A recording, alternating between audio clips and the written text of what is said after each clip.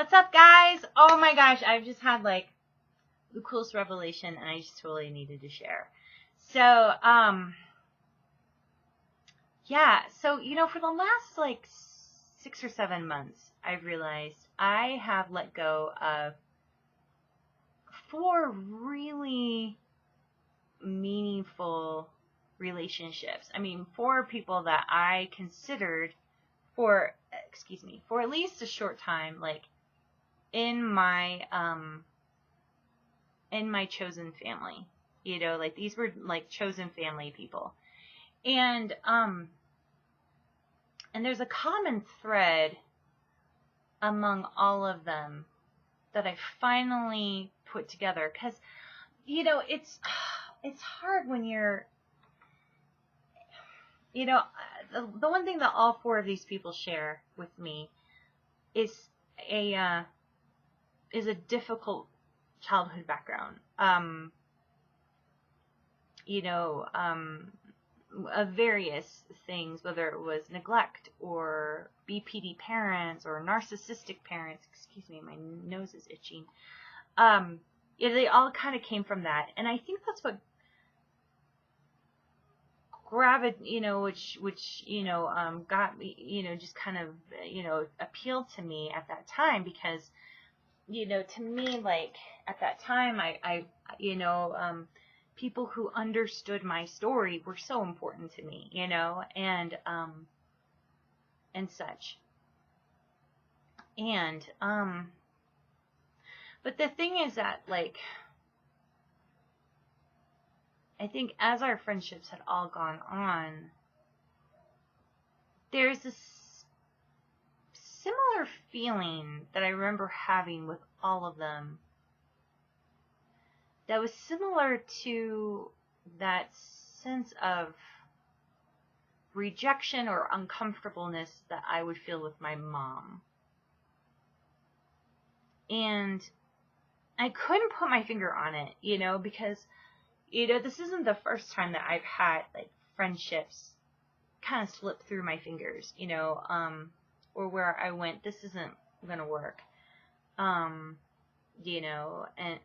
such, like, where, suddenly, like, people started to misbehave. I'm actually going to talk about a couple of them so you can get an idea of what I mean, but I finally, tonight, I did this just real full friendship autopsy, because it's a big deal that I went through, 4 incredibly important friendships and let them go in this last, 8 months. And the common thread that I realized among them all was, I hate to say it this way, but it's just true, and I think you can relate, and so I'm going to talk about it, is that they all had a level of emotional immaturity that they weren't willing to work through. Now, don't get me wrong, I have my own, like, emotional immaturity, in the sense of, like, there's some ways that I cope with things that I know is not the most mature. But the difference is that I know that, and I'm aware of it, and I'm working on it.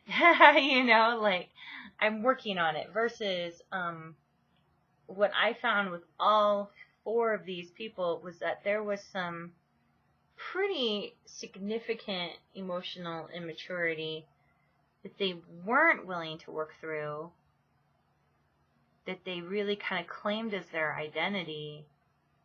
And sure enough, it was just a matter of time before they took it out on me, or before it affected our friendship, in one way or another. And so I'll give you a couple examples. One that I've talked about, actually in a couple of videos, back, I think, during, like, the holidays, was, this woman that I had become best friends with. And,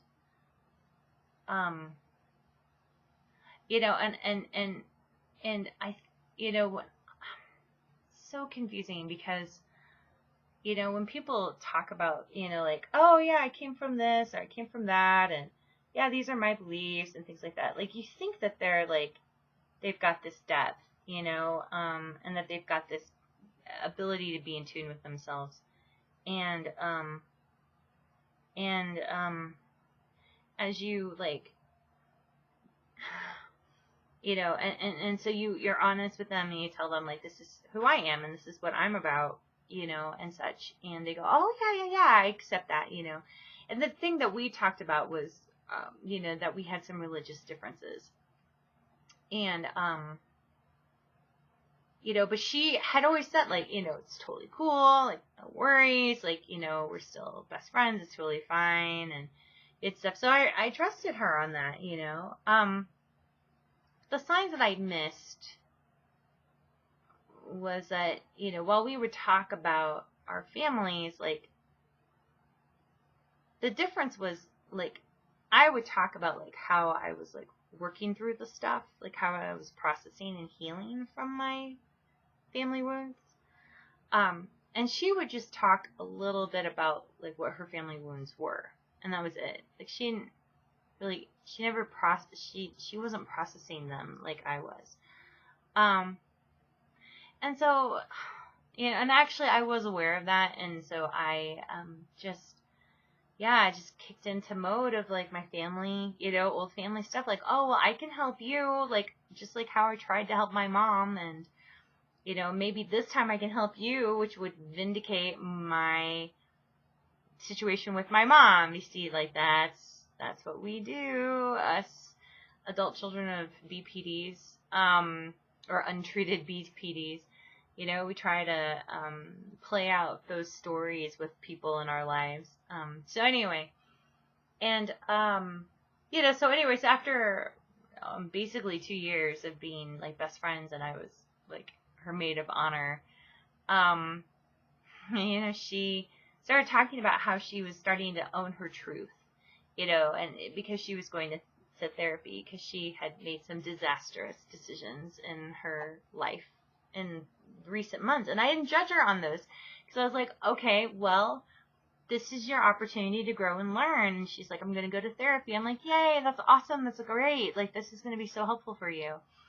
So anyway, so as she started to figure out her truth, she started pushing more her religion onto me, and started to criticize mine and where I was in my beliefs. And I just thought, like, how unfair, for you to criticize me when, you've been this staunch religious person, but look at these decisions that you've made, and I've never done that kind of stuff, and that's not fair. Like, why, like, I feel like, I'm much more in tune with myself and able to make better decisions than you, and these majorly big aspects of life. And anyway, but she really was, and then, so she criticized my faith, but then she, like, backtracked and said, no, that's not what I meant. I was just, talking about my own life, and, just talking about my own faith. And I was like, that doesn't make any sense. It's like, she's really out of touch with herself emotionally. And so, and sure enough, she actually got pregnant, and, during this time, and so on several occasions, she exploded or blew up at me, and, just not appropriate. And, and by the end, she was like, I don't even know why we're not friends anymore, and, and stuff. And it's like, and she blamed it all on me and such, and, because she's the poor victim. And I was like, oh my gosh, this is just someone who's very emotionally out of touch with herself, and she's just being emotional, and I do not want this as a friend. Have your emotional outbursts, but apologize, right afterwards. And, if you, anyway, there was just, I could tell there was a level that she couldn't process herself emotionally at all, so yeah, so I had to let her go. Another one that happened just was really recently. She, and I have been friends for a couple of years too. But we got particularly started getting particularly close, I would say, for the last year. And lovely person, really great. And, you know, I thought we were talking on a more mature level. And such, but you know, she got really busy recently with her job and totally got slammed with it. Totally understand that. I know what that's like, you know, and stuff. Anyway, so at this point, like, you know, I talked to her about some stuff that was going on in my life that were pretty heavy, and yeah, she was just awesome about it. And she would always tell me over and over again, like, April, you know, like, I'm here to support you. Like, I know you got to kind of rehash some of the stuff, you know, at times, and so no worries. Like, that's what we're here for. And it was really cool. It was great, you know. And I was doing the same. I would do the same for her too, or offer that, you know, and stuff. But then, like, when stuff went down with my parents, you remember the video series, the I'm Pissed?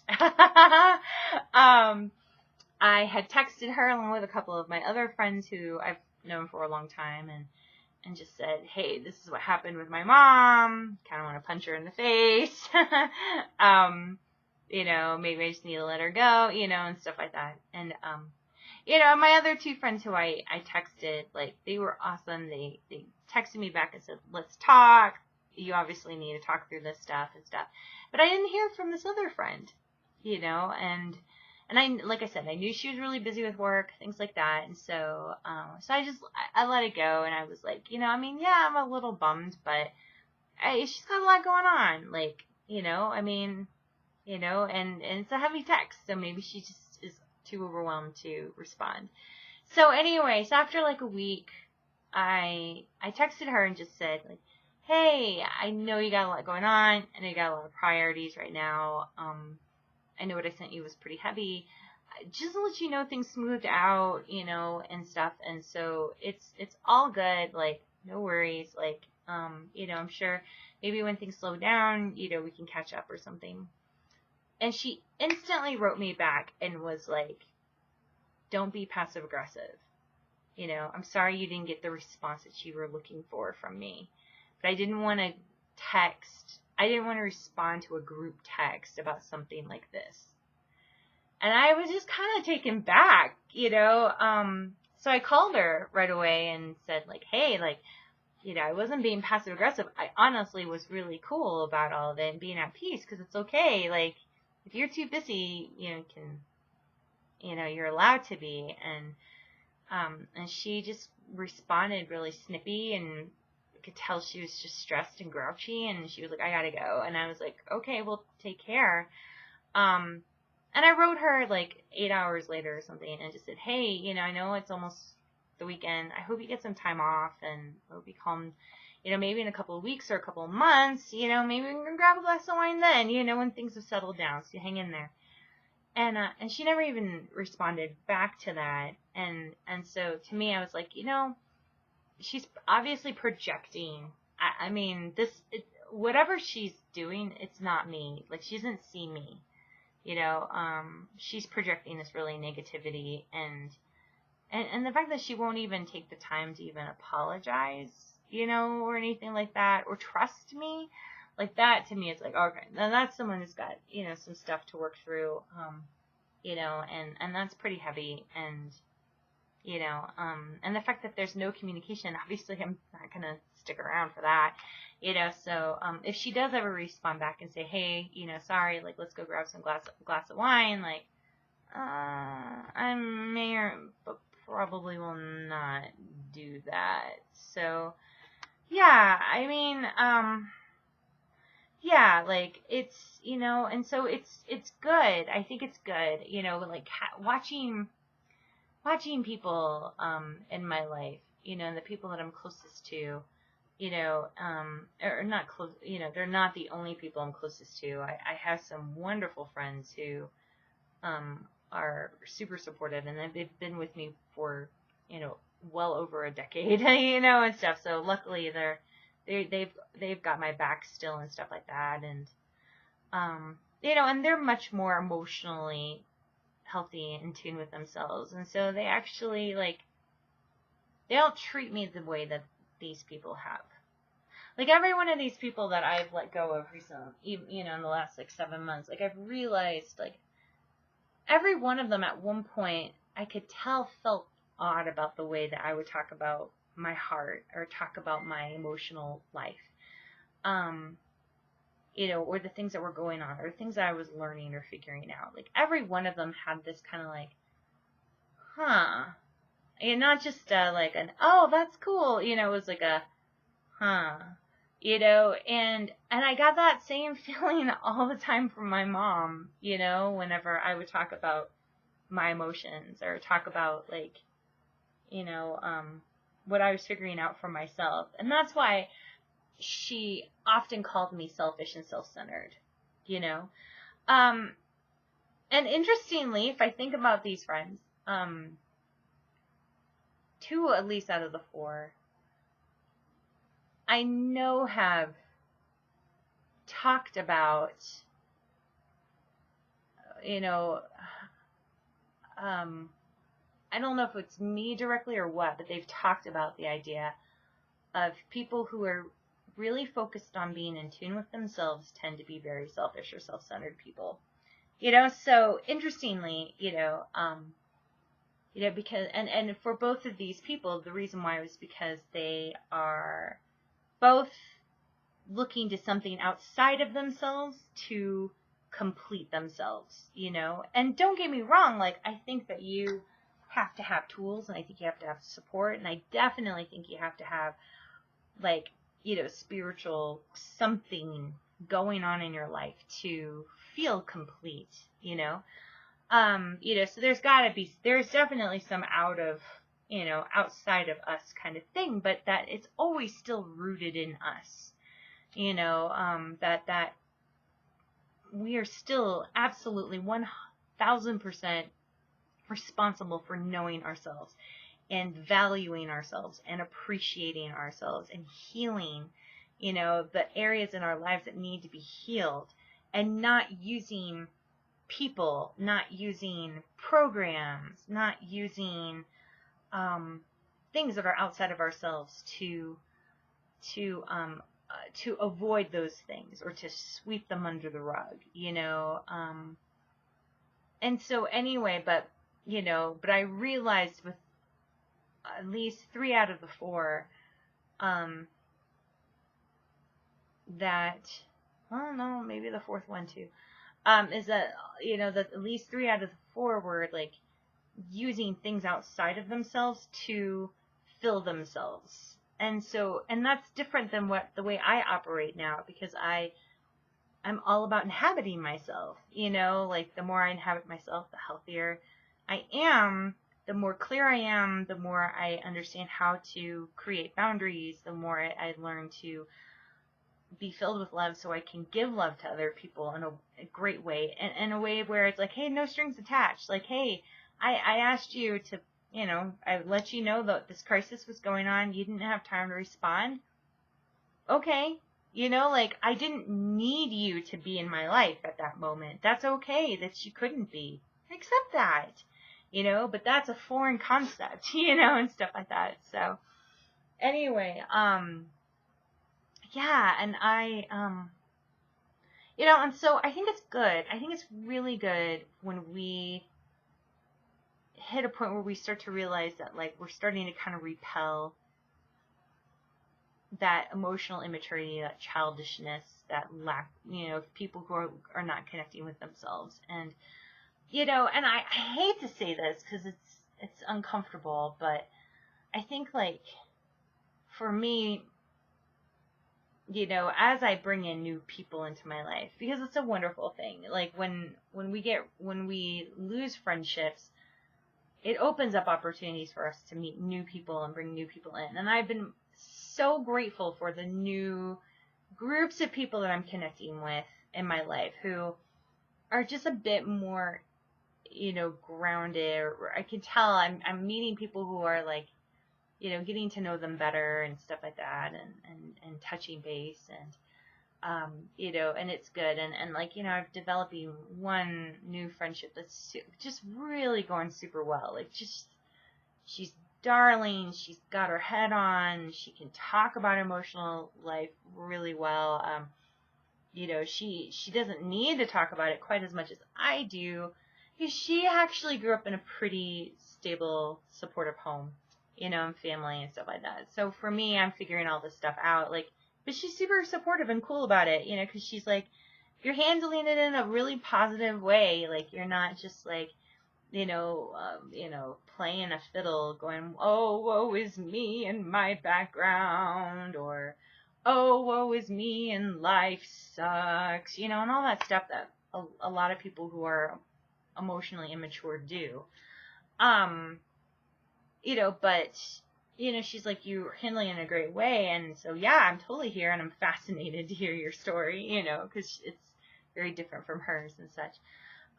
So I have to say, I'm going to be honest. I feel like now, like, when I start to let people into my inner circle of, that chosen family, and let them, kind of, and to try them out and see if they're going to be someone I should have in my life on such a close level or not.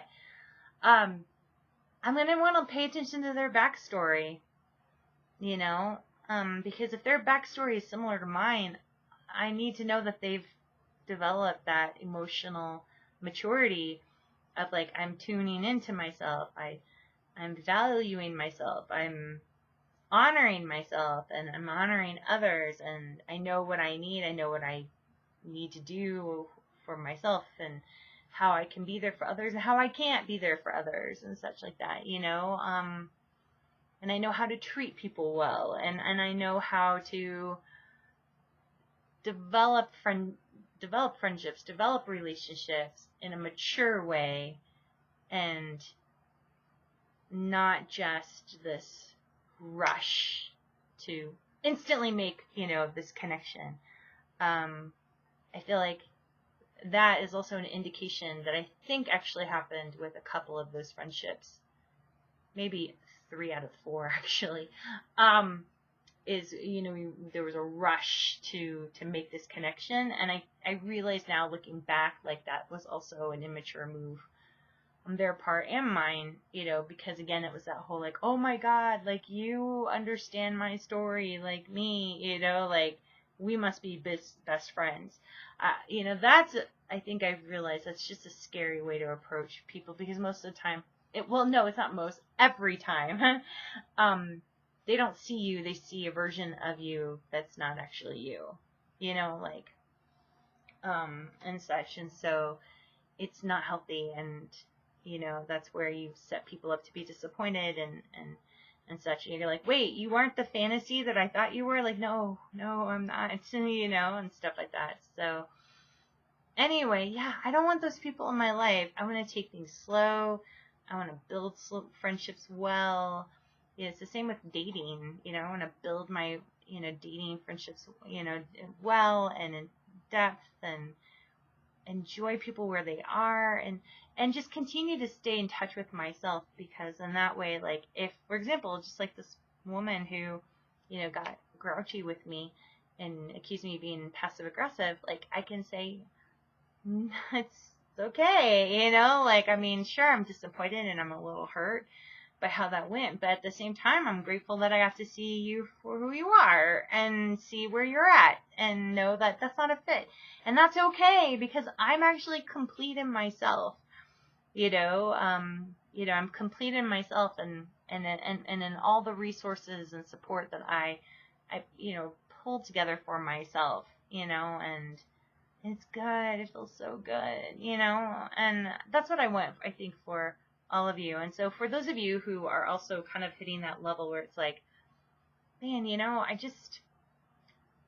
can't, when I discover that people are not that emotionally mature, they can't be a part of my inner circle anymore. That's great. I think that's a good compliment, because because of our backgrounds, we can't help but attract those people into our lives. And it's really easy for us to slip back into those, to allow those people or to accept those people's behaviors and mentality and such, when we realize, like, oh, that's because I'm just so used to accepting that kind of behavior because of my mom and stuff like that. So anyway, but yeah, I'm just going to be more exclusive. You know, I really am, and I think I'm just going to really keep a better eye out and take my time with people more, and just really just let people slowly get to know me get to know them, and just see, like, you know, do we have what it takes, you know, to be good friends or not, you know? So anyway, yeah, so that's my ramblings. And for those of you who are, like, you know, developing your emotional maturity and you're working on it, just know that at some point, you know, your friendships and relationships are going to change, because the more you do get emotionally mature, the more you start to kind of repel the emotionally immature, the more you start to get that feeling from them of like, ooh, what the heck are you doing? Why are you talking about your emotions, like, in that way? You know, like, why are you being so honest, you know? I don't like that. That makes me uncomfortable. If it makes them uncomfortable that you're talking about your heart,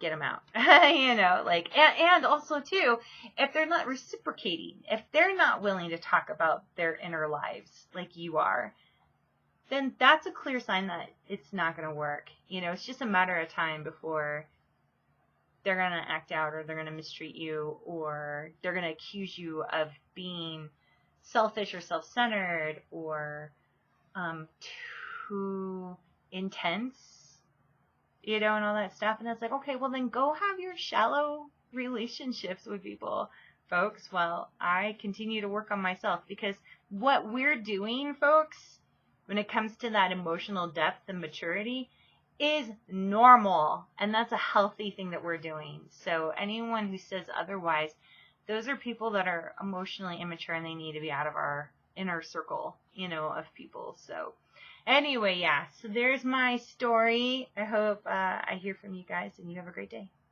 Bye.